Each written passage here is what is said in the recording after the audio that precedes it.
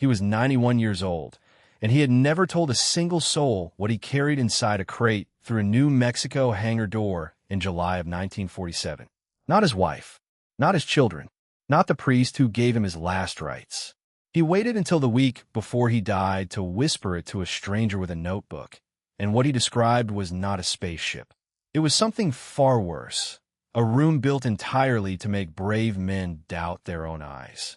If that sentence made the hair stand up on your arms, stay with me, because by the end of this video, you're going to understand exactly why the United States government spent 70 years letting people believe in aliens rather than admit what was actually happening in the desert that summer. This is not another retelling of the same tired Roswell story you have heard 100 times. This is what happens when you follow the paper trail instead of the legend. Let's set the scene properly, because most people get the timeline wrong. In late June of 1947, a rancher named Nothing You Have Heard Before, we will call him by the role he played, the foreman, because his real name was scrubbed from most records that survived, was riding fence lines on a stretch of scrubland north of Roswell Army Airfield.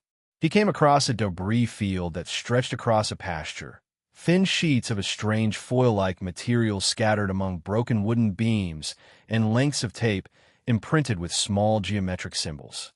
He did what any rancher would do. He gathered a sample, drove into town, and reported it to the sheriff. Within hours, military personnel had sealed off the property. Within a day, the Roswell Army Airfield issued a press release stating plainly that the base had recovered a crashed flying disc. Newspapers across the country picked it up before lunch. And then, less than 24 hours later, the story was yanked back so hard it left rope burns. A general stood in front of photographers next to torn rubber and splintered sticks and announced it had all been a mistake. Nothing more than a weather balloon. That whiplash is the actual mystery of Roswell. Not lights in the sky, not a body in a freezer. The mystery is why a military that had just finished winning the largest war in human history would panic hard enough to reverse its own public statement in under a day over what it insisted was a weather balloon. Weather balloons do not require an official retraction broadcast nationwide. They do not require oaths of silence lasting decades.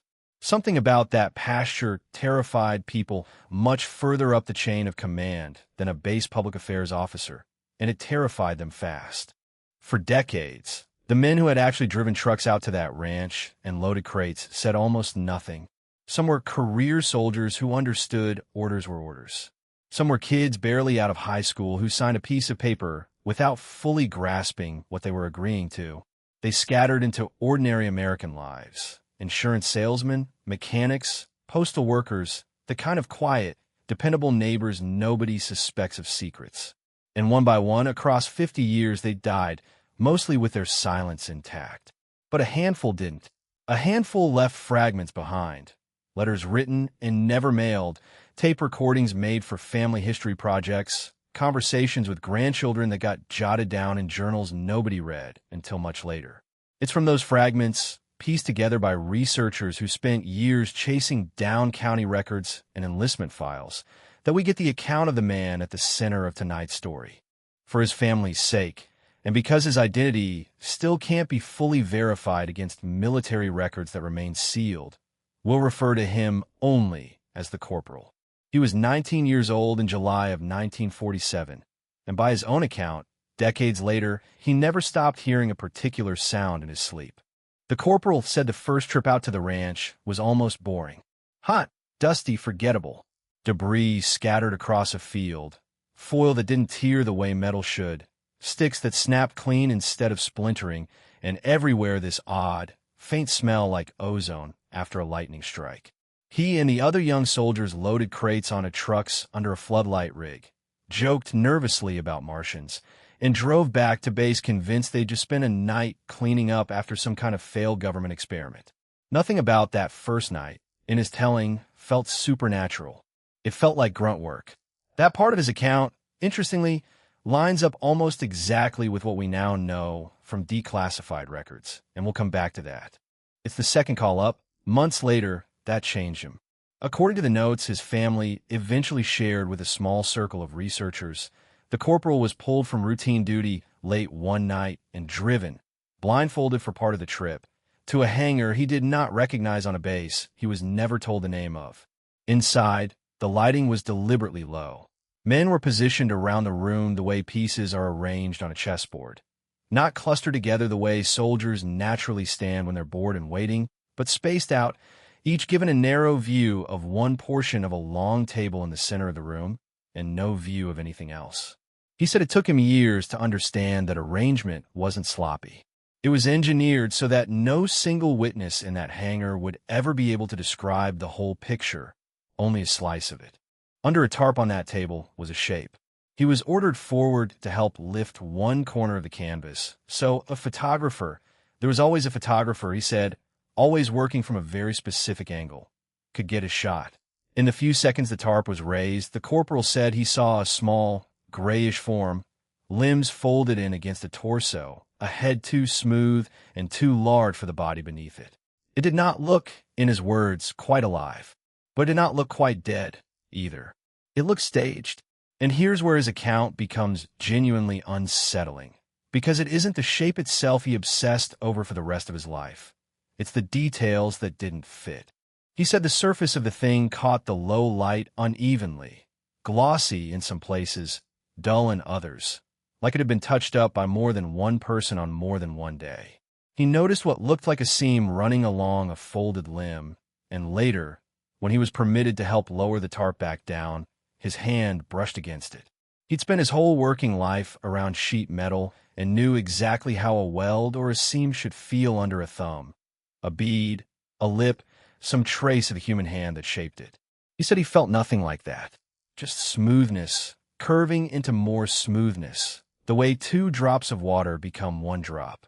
To a 19-year-old with no engineering background, that might have meant nothing.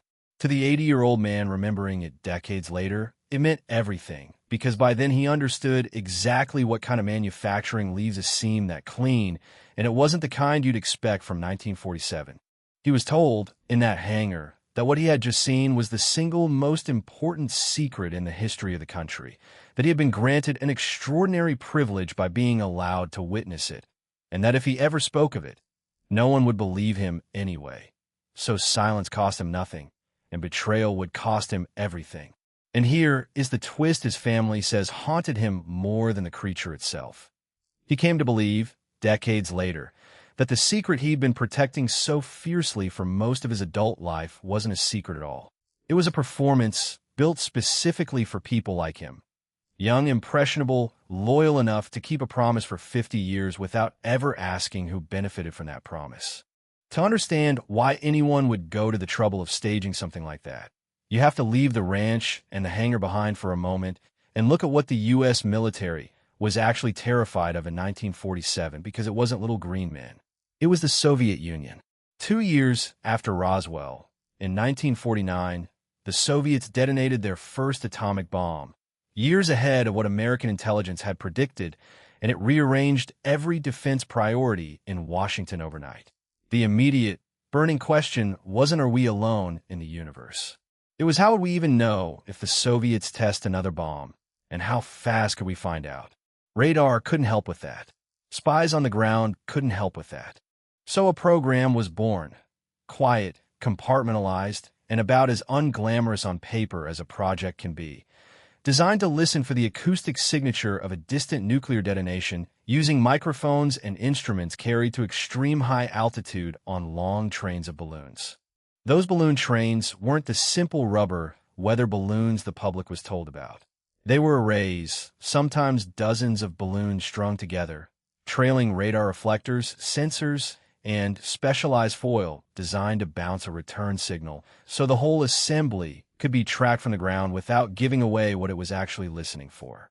And this is the detail that changes everything about that first ranch discovery. Some of the target reflectors and support materials used in these arrays were assembled using components sourced, in part, from ordinary commercial suppliers, including materials printed with decorative patterns never meant for anything more dramatic than a child's toy or a party decoration. Balsa wood struts, reinforcing tape stamped with pinkish, geometric flower-like symbols, because that's simply what a supplier had on hand. To a rancher who had spent his whole life around fence posts and cattle, and had never once seen classified aerospace hardware, that wreckage would have looked like nothing on Earth. Because in a very real sense, almost no civilian on Earth had clearance to know it existed. Now put yourself in the boots of the intelligence officer who got the call. A rancher has found debris from one of the most classified programs in the country in a pasture in plain view, with a local newspaper already circling. He cannot tell the rancher the truth. The program is classified well above anything a small-town sheriff would ever be read into. He cannot leave the wreckage sitting in an evidence locker where a curious deputy might start asking the wrong questions. And he cannot say nothing because the story is already out. So the machine does the only thing frightened bureaucracies know how to do under pressure. It reaches for the nearest plausible lie that shares a rough outline with the truth. A balloon. Yes, it was just a weather balloon. And while the press chases that story, the actual hardware gets created, moved in stages, and quietly disappears from the historical record for the next 40-plus years, exactly the way the young soldiers who loaded those trucks remembered it happening. That much, the balloon program, the cover story, the decades of stonewalling, isn't speculation anymore. It's documented. The U.S. Air Force formally acknowledged the connection to this high-altitude acoustic surveillance program in an official investigation released in the 1990s, after decades of Freedom of Information Act pressure finally forced the paper trail into daylight. That part of the Roswell story is, as strange as it sounds, the boring, provable part.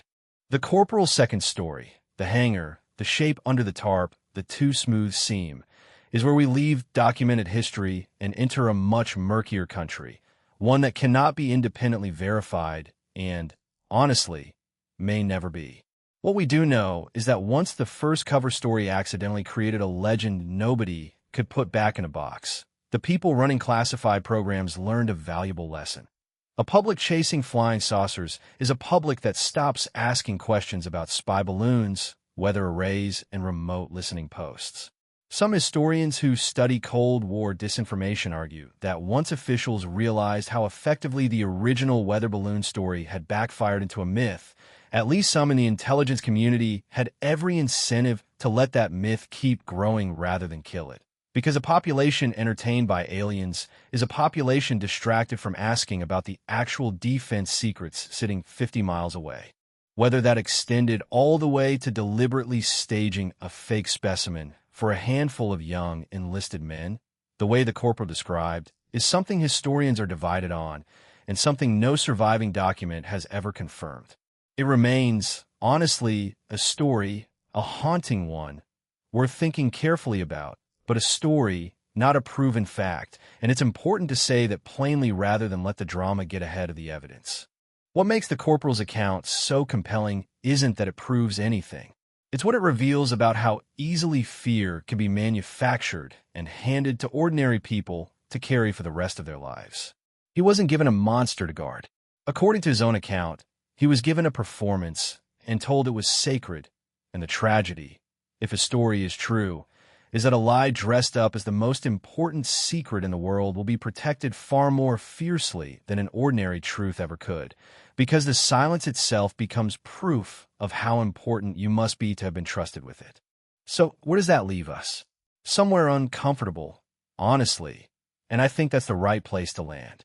We know something crashed in a New Mexico pasture in the summer of 1947. We know the first official word called it a flying disc, and the retraction, issued within a day, called a balloon.